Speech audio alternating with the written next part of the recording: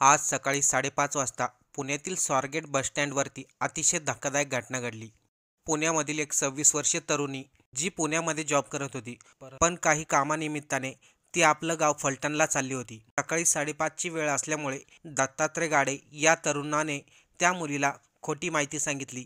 जी बस फलटणला जाणारच नव्हती त्या बसमध्ये बसायला सांगितलं। मुलीने जेव्हा विचारलं गाडीमधील सर्व लाईटी बंद आहेत, तेव्हा दत्तात्रय गाडे या आरोपींनी सांगितलं प्रवासी झोपलेले आहेत, त्यामुळे गाडीमधील लाईट बंद आहे, पाहिजे तर तू मोबाईलचा टॉर्च लावून गाडीमध्ये पाहू शकते। हे सांगून दत्तात्रय गाडेने त्या 26 वर्षीय तरुणीला बसमध्ये चढायला सांगितलं आणि बसमध्ये चढल्यानंतर आतमधून दरवाजा लॉक करून घेतला। बसमध्येच दत्तात्रय गाडेने त्या 26 वर्षीय मुलीबरोबर अत्याचार केले। पुण्यासारख्या शहरामध्ये तेही एसटी स्टँडवरती एक 26 वर्षीय तरुणीवरती लैंगिक अत्याचार होतात। या घटनेनंतर मात्र सर्वत्रच खळबळ उडाली।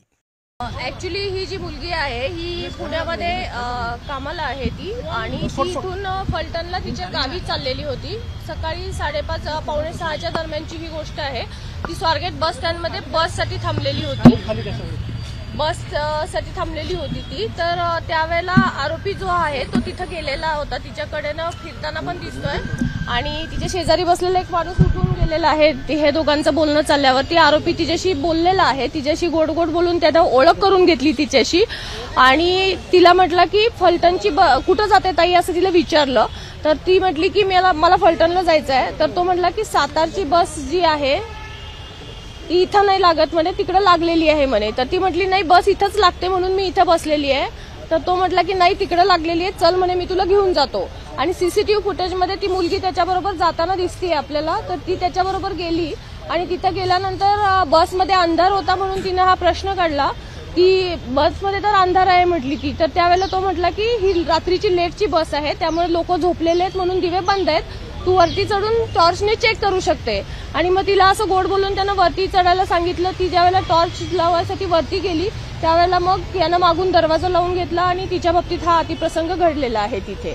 त्याच्यानंतर तो आरोपी उतरून गेला, ही मुलगी बसमधनं उतरली आणि आपल्या बसने म्हणजे कुठंही तिथं दुसऱ्या बसचा एक ड्रायव्हर तिथं दिसत आहे वगैरे, पण ती उतरून दुसऱ्या बसने आपल्या गावी चाललेली होती आणि जात असताना मग तिनं मित्राशी बोलली आणि मित्रांना सांगितल्यानंतर ती पोलीस स्टेशनला इथं कंप्लेंट देण्यासाठी आली।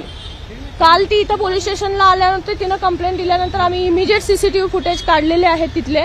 त्या सीसीटीव्ही फुटेजमध्ये आरोपी आम्हाला निष्पन्न झालेला आहे। सदर आरोपी हा ग्रामीणच्या हद्दीतला शिरूर गावचा आहे। याच्यावरती पूर्वी 392 सारखे शिरूर शिक्रापूरला गुन्हे दाखल आहेत आणि आरोपीची हे झालेलं आहे, निष्पन्न झालेला आहे ह्याच्यातला। या आरोपीला शोधायला कालपासून जवळपास आमच्या 8 टीम काम करत आहेत, क्राईमच्या टीम आहेत, झोनच्या टीम आहेत आणि जवळपासच्या भागामध्ये सगळीकडे त्याचा शोध घेतला जात आहे। डॉग स्क्वॉड पण रात्री नेलेला होता, तिथल्या शेतांमध्ये वगैरे कुठं लपून बसला असेल तर त्या दृष्टीने आमचा सर्च सगळा कालपासूनच चालू आहे। या संदर्भात बस ज्यांची होती, बस ज्या सांगोला डेपोची त्याचे चालक वाहक कुठे होते, बस लॉक केलेली नव्हती का? आगार प्रमुखांशी तुमचं काही बोलणं झालंय का? ज्यांच्या प्रॉपर्टीत ही घटना घडली आहे त्या लोकांना एसटीच्या कुणालाच काही माहिती नाही असं काही घडलंय त्यांच्याकडे? नाही, असं माहित नसायचा प्रश्न नाहीये तिथं, परंतु आमच्याकडे कंप्लेंट आल्यानंतर आम्ही त्याच्यावरती कारवाई चालू केलेली आहे। तिथं रात्री सुरक्षा रक्षक नसतात का? पॉईंट आहे आपला पोलिसांचा, त्या सीसीटीव्हीचा आउटपुट आपला स्वारगेट पोलीस ठाण्यामध्ये बरोबर मध्ये बस पार्क केलेली होती स्वारगेट एसटी स्टँडच्या। अशा बसमध्ये रेप होतो, बलात्कार होतो एका 26 वर्षाच्या मुलीवरती आणि त्या आजूबाजूला कुणालाच कळत नाही। तुम्हाला वाटत नाही का की सिस्टीम मधले काही लॅप्सेस आहेत ज्याचे हे परिणाम आहेत? नेमका दोष कोणाचा आहे, चूक कोणाची आहे? एसटी आगारात बस लावून ती लॉक न करणाऱ्या चालक वाहकाची, की बस लॉक होऊ शकत नाही म्हणून एसटी प्रशासनाची, की तिथं सीसीटीव्हीज आहेत त्याचं मॉनिटरिंग नीट झालं नाही म्हणून पोलिसांनी? नाही, पोलिसांचं ऍक्च्युली पेट्रोलिंग चालू असतं, पण प्रत्येक बसला जाऊन पोलीस चेक करू शकत नाही बसमध्ये काय होतंय। ही बस आतमध्ये होती त्यामुळे सिक्युरिटीचा प्रश्न तिथल्याही येतो, डेपोमध्ये सिक्युरिटीचं काय आहे त्याच्याबद्दल। दुसरी गोष्ट असं आहे की ही गोष्ट झाल्यानंतर मुलगी बसमध्ये बसून निघून गेलेली आहे, तर तिनं थोडा जर आरडाओरडा तिथं केला असता तर इमिजिएट लोकांनी बऱ्यापैकी मदत केली असती। सीसीटीव्ही फुटेजमध्ये आपल्याला दिसतंय तो आरोपी खाली उतरतोय, त्याच्या 2 मिनिटात मुलगी लगेच खाली उतरतीये, पण असा कुठला प्रकार तिथं झालेला आढळून आलेला नाहीये। मुलीची तब्येत कशी आहे? मुलीची तब्येत एकदम व्यवस्थित आहे, ती काल व्यवस्थित बोलत होती, आम्ही स्वतः तिच्याशी बोललेली आहे आणि तिचं मेडिकल पण चालू आहे। तपास नक्की कोणत्या दिशेने, म्हणजे मुलगी तर फलटणला गेलेली आहे मात्र आरोपी स्वारगेटमधून बाहेर पडल्यानंतर कोणत्या दिशेने गेला पथकं जी आहेत ती कुठल्या भागामध्ये तपास करतात? आता पथकं जी आहेत ते मी डिटेल तुम्हाला देऊ शकत नाही, कारण ह्याच्यामध्ये असं आहे की आरोपी जर जागा झाला, ऑलरेडी आम्ही त्याला कालपासून शोधतोय, तो आमच्या ताब्यात आलेला नाहीये, त्यामुळे तपासाचं जे पूर्ण डिटेल्स मी आपल्याला आता इथे देऊ शकणार नाहीये. स्वारगेटच्या आगार प्रमुखांशी काही बोलणं झालंय का तुमचं? माझं पर्सनली अजून त्यांच्याशी काही बोलणं झालेलं नाहीये. पहिला आम्हाला आरोपी निष्पन्न करणं, त्या मुलीची काळजी घेणं, ह्या आमच्या प्रायोरिटीच्या गोष्टी आहेत. त्या झाल्यानंतर आज आता आम्ही त्याच्यामध्ये माहिती घेऊ, त्यांच्याकडूनही त्यांच्याशी बोलणं करून घेऊ.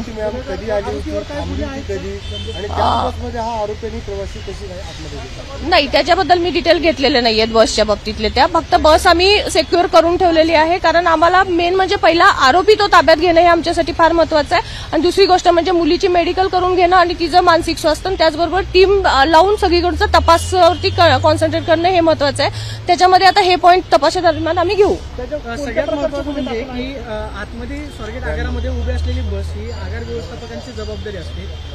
पहाटेची 5:30ची जर घटना असेल म्हणजे 4 नंतर स्वारगेट आगारातली वर्दळ जी आहे वाढायला सुरुवात होते. मग अशा सगळ्या गर्दीच्या ठिकाणी अशी घटना होणं हे नक्की मग कुणाचं अपयश आहे? माईकवरून अनाउन्सिंग केलं जातं की फलाट क्रमांकाला कुठली बस लागलेली आहे, काय आहे, मग ही नक्की घटना संगनमतानं घडली की मग नक्की काय?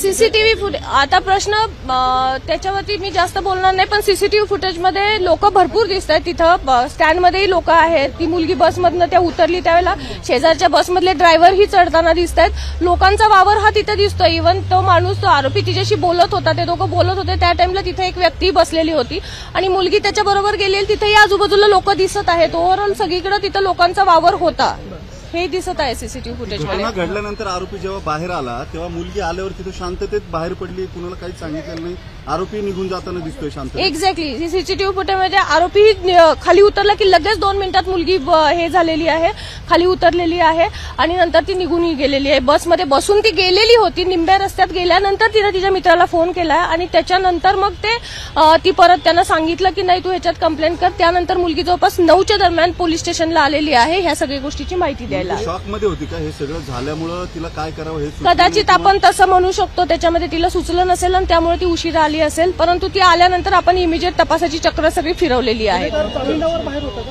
गुन्हेगार बऱ्याच गुन्ह्यांमध्ये आहे, त्याचा म्हणजे 392 सारखे गुन्हे आहेत त्याच्यावरती. शिक्रापूर, शिरूर ह्या भागामधले त्याच्यावरती गुन्हे आहेत.